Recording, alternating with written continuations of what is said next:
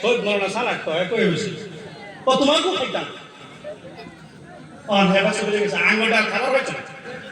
কথাটা বলছে তাহলে বুঝাইবে দিকে কইলাম ইনুজুন কিছুটা যুবক বই রয়েছে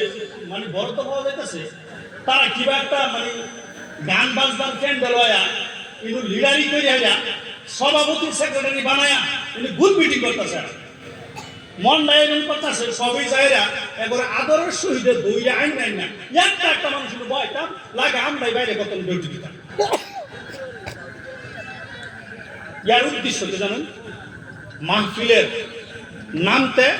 বর্তমানের যুগে মাহফিল মানি মেলা হইতেছে খারাপ পাই না যায় আগের মেলার দিকে কইতেছি কোনো কথা না মাহফিল মানি মেলা মাহফিল মানি সেই টাইম সেরানের একটা বাজারের মতো সৃষ্টি করে আল্লাহ আমাদেরকে সবাইকে হেফাজত করে আমরা সকলেই বলেন আল্লাহুম্মা আমিন এগুলা না খারাপ পাই না যে এগুলা না এগুলা কেন করতে মাহফিল আইসে একটা কথা আমি যদি শুনি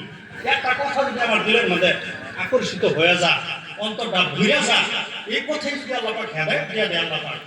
এতে আমার যথেষ্ট কি এর দোকান কি এর পান কি এর হালুয়া কি এর পরোটা আচ্ছা না গো আল্লাহর যে নবীরা আছেন আল্লাহর ওলিরা আছেন তাদের জিন্দেগি করুন তারা কিভাবে দিনের কাম করছে কিভাবে দিনের হিফাজত করছে এই দিকে লক্ষ্য করলে বাবা কোন যে মানে না অন্তরে মানে আমরা সমাজে যদি আমরা একজন মৌলানা হক বা বড় একজন মানুষ যার কথা দর্শে শুনে ওই মানুষই সবাই সাপোর্ট করে ওই মানুষটা ইমানদার হলে আরো বেশি ভালো হতো না গো এরকম আছে না নাই ওই মানুষটা ইমানদার হলে আরো বেশি ভালো হতো আল্লাহর নবী দুজাহানের বাদশা নবী যখন দুনিয়া থেকে বিদায় হয়েছে বিদায় হওয়ার 6 মাস পর্যন্ত হযরতে কিছুদিন হযরত আবু বকর সিদ্দিক রাদিয়াল্লাহু তাআলা আনহু দেশটা প্রচার করছে মানে স্বাধীন করছে গভর্নমেন্ট হয়েছে মুখ্যমন্ত্রী আছে আবু বকর দুনিয়া থেকে বিদায় হয়েছে আবু বকরের দায়িত্বটা হযরতে ওমর রাদিয়াল্লাহু তাআলা আনহু অর্পণ করে হযরতে আবু বকর দুনিয়া থেকে বিদায় হয়েছে দায়িত্ব শিরকের হইতে লাগে আমরা যেন মরণ আসলে আমরা হুজুরে বানাই দিয়েছে সভাপতি ওনার যদি দায়িত্ব ঠিক থাকে তাহলে আমরাও ঠিক আশা রাখো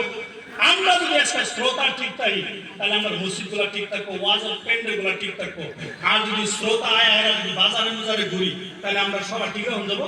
কোনো সময় নাই এই সময়ের মধ্যে কিন্তু বক্তা বইয়া শান্তি পাইতো না আমি সাপোজ দুটা লাইন নিয়ে করে অন্যের কাছ থেকে বেঁধে নিব এই সময়ের মাধ্যমে সকলেই আসবেন বলে আশা রাখলাম ইনশাআল্লাহ তাআলা সকলেই মহব্বতের সহিত আরেকবার নবীজিকে দুরূদ শরীফ শোনাই দিন আল্লাহ